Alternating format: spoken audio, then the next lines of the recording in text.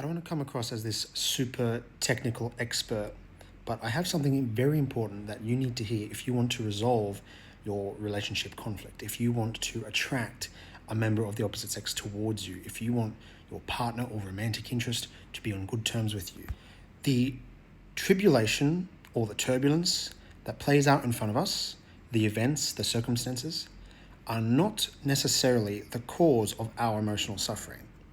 The true cause or the primary cause of our emotional suffering is our own paradigms, our perceptions. This means that we have significant control over how we feel about what's happening around us. Notwithstanding violence and abuse, if something bad is happening, we can literally interpret that thing as good.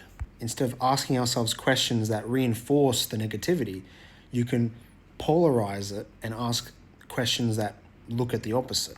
How can this benefit me? Why did this happen for me as opposed to me? This doesn't mean that the negative doesn't exist. We can appreciate that for what it is. But the truth is that there's another side to the story, and the other side to the story also exists. And we need to reinforce that. We need to give that sunlight. We need to give that soil and nutrition and rain and water. And this is where something I call splitting comes in. You might have heard of splitting, but the way I'm going to phrase it to you is going to be completely different. It's basically just how I've described.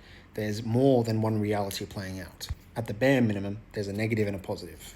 If we want some type of resolution for our conflict, then we need to examine both a negative and a potential positive. Did you know that you can transform defensiveness into intimacy? This is what we're talking about. In a sense, this is called mental alchemy. You can transform anger into happiness. You can take the negative thing or whatever and transform that into something else. You can transform it into something to your advantage. You can learn from that. You can actually grow from that. A fancy term might be post-traumatic growth. So let me give you a real example of what we can look at here, because sometimes I love coming across these videos where you can really see the divide.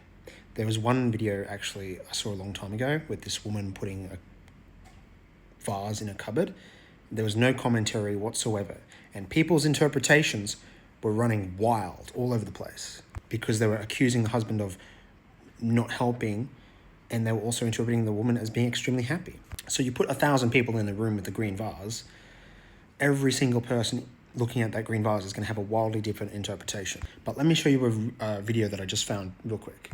My apologies, it was actually a series of photos, not a video.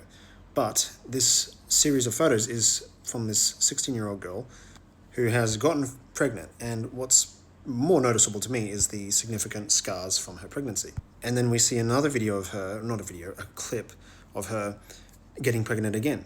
And again, her stomach is, she's got all the pregnancy scars, and she might even have orange peel legs. And this is kind of like a before and after photo. I think this is her at 23 now. She looks reasonably fit and healthy actually from this photo. And she kind of she looks happy, vibrant, and young.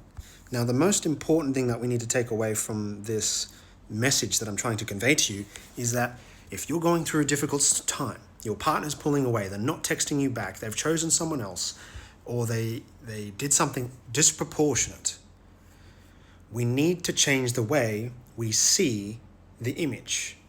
And the image can pertain to a subconscious or deeply rooted belief that is actually self-sabotaging us. I literally made a video a moment ago telling you that the reason that we attract these disproportionate things in our life is because they exist in our mind already. For example, why is it that I don't attract obese women into my life? It's because they don't even exist in my mind. That's not an offensive thing for me to say. It doesn't even exist in my mind. And that's why I never attract anyone. I attract, in my mind, beautiful women. And I attract, if I've had struggles, then those struggles that are in those women are also reflective of me. And the same is true for you and your partner or your romantic interest. There's potentially something in them that is in yourself that you see and have fallen in love with. And so in order to delete the thing that we have attracted, the thing has to not even exist in our mind at all. And one of the ways we can resolve our conflicts, like I've been trying to say, is we can split deliberately, consciously. It's actually in marketing terms, this is called it's A to B split testing, where marketers and researchers constantly split test things, and they usually have an A and a B version, trying to see what sells better, black paged websites or white paged websites. Me personally, you might even notice myself using pink quite a bit because I found it to be a very calming color when people look at my websites and stuff. It helps people ooze into wanting to be curious and give me cash, make phone calls, etc. Compared to, who knows, green or something completely wild. And from there, you just keep on improving and doing it again and again. And look at the wildly different interpretations, right? This woman that we just looked at, her attitude towards her own tribulation was extremely positive. She had a great outlook on her situation. And this is what I'm trying to convey to you. Instead of splitting in the direction of, I hate children, you ruin my body, because there's a lot of people out there who feel that way. Should have aborted the child. I'm not saying that if you went down some dark path that you're not going to choose what you think is best, in the sense you're choosing the lesser evil if that's what you think is necessary. But for this woman here, she took the hard moment, if it was even hard at all, and she took that with grace. She took that with honor. She had a good attitude about it. And look at this judgmental person who thinks it's all bad or it's all wrong. We have a positive interpretation here by another person who's commented on our channel. Some people kind of have mixed feelings about it as well, because they see themselves as needing to be materialistic. They think that they can't achieve success or financial security or love with children. And so this top woman, she's like, I have no kids, blah, blah, blah. But with this woman, the primary woman that we've been focusing on, she's like, hey, I can have all that and still have 3 kids. More judgmental people saying stupid young people have kids or whatever. Another person saying that's not something that you should be proud of. And then she, like I said, she has such a great attitude. She's always proud of her family. Like, wow. To me, this woman sets the example of how we need to traverse our relationship conflict and our dating struggles.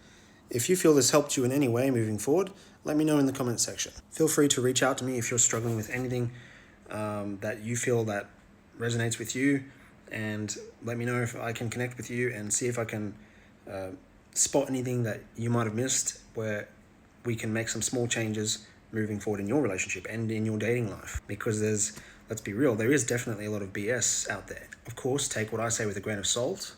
I don't like to villainize either sex. I don't like to categorize people into collectives. I like to look at human nature, and I like to look at the laws of the universe. This is how I'll go about helping you resolve your struggles. And if there's anything particularly serious, such as verbal conflict, some people take this to the point where it's over, it's done, there's no hope. But I've been in countless situations where I've been able to keep things together despite all the rubbish that's ever happened in my life. Maybe not all the time, but I've seen it enough times where if we can let go of the hurt, forgive our counterpart, it makes moving forward so much easier with them.